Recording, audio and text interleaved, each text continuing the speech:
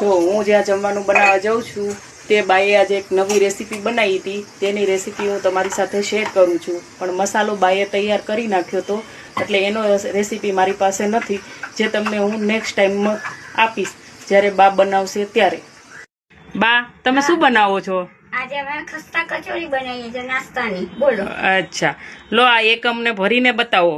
હા, ભરીને બતાવું. ચાલો, આમ હાથથી આમ કરતું રહેવાનું અને કિનારી પાતળી વળવાની, વચ્ચે સેજ ભર્યું રાખવાનું.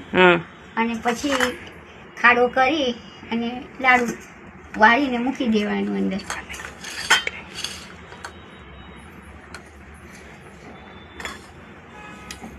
જો અમારે આ એક નાનું બેબી છે, એનું નામ ધીમય છે, જે બાને રોજ હેલ્પ કરાવે છે.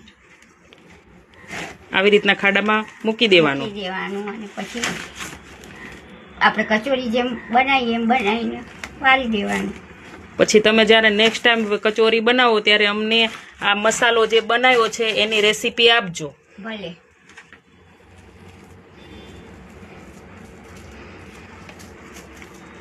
આ રીતે કરી નાખવાની. પછી કઈ રીતે તળવાની? બસ ધીમા તાપે તળવાની. ઓકે. અજમો આખી કસરીને ઉમેરવો. આ 1 કપ ઘઉંનો લોટ લીધો બા તમે? મેંદો નથી ઉમેર્યો ને? ના, મેંદો નથી ઉમેર્યો. અચ્છા. અને સ્વાદ અનુસાર? સ્વાદ અનુસાર નિમક. ઓકે.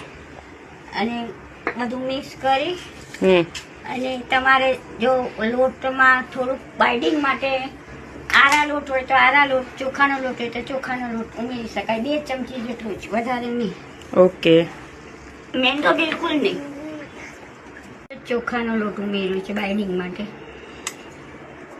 1 કપ ઘઉંનો લોટ હોય એમાં અને 3 ચમચી મોણ આગળ પડતું આપણે જેમ બાંધીએ એમ.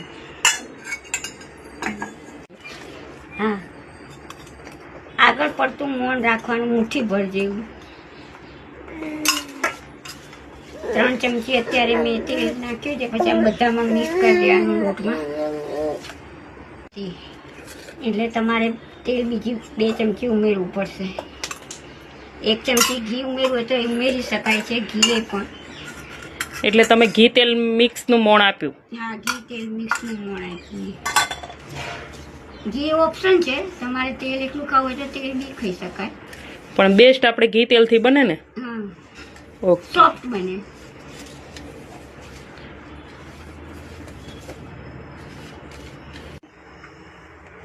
ઠીક, આ રીતનું લોટ બાંધવાનો.